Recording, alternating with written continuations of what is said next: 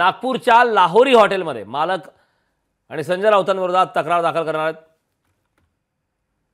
तर हॉटेलच्या मालक विरोधात संजय राऊतांविरोधात तक्रार दाखल करणार आहेत। उपराजधानी नागपूरमधून मोठी बातमी आहे। नागपूरच्या लाहोरी हॉटेलचे मालक हे संजय राऊतांविरोधात तक्रार दाखल करणार आहेत। हॉटेल मालक समीर शर्मा हे संजय राऊतांविरोधात तक्रार दाखल करणार आहेत। हॉटेलमध्ये संकेत बावनकुळेंनी बीप खाल्ल्याचा राऊतांचा आरोप होता। संजय राऊतांनी हॉटेलबाबत खोटी माहिती पसरवल्याचा हॉटेल मालकाचा आरोप आहे।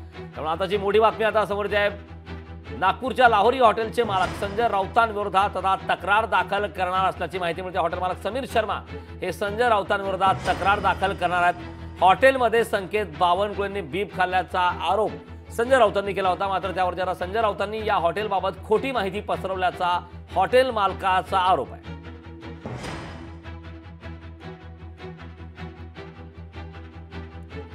मोठी बातमी आता समोर आहे। खासदार संजय राऊतांनी या संदर्भात आरोप केले होते आणि सुषमा अंधारे यांनी देखील त्या प्रकारचं वक्तव्य केलं होतं। नागपूरच्या लाहोरी हॉटेलचे मालक यांनी आता संजय राऊतांविरोधात ते तक्रार दाखल करणार आहेत। हॉटेल मालक समीर शर्मा हे संजय राऊतांविरोधात तक्रार दाखल करणार आहेत। हॉटेलमध्ये संकेत बावनकुळेंनी बीफ खाल्ल्याचा उद्धव बाळासाहेब ठाकरे पक्षाचे खासदार संजय राऊतांचा आरोप होता। तर संजय राऊतांनी हॉटेलबाबत खोटी माहिती पसरवल्याचा हॉटेल मालकाचा आरोप आहे। तर आता ही दृश्य आपण पाहतोय, पोलीस स्टेशनची दृश्य आपण पाहतोय।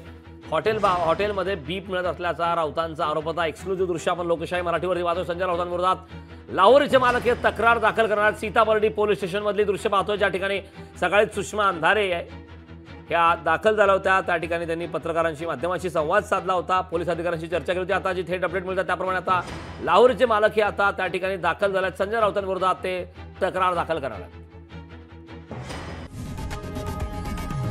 लोकशाही मराठी ऐका, पहा, जागरूक रहा।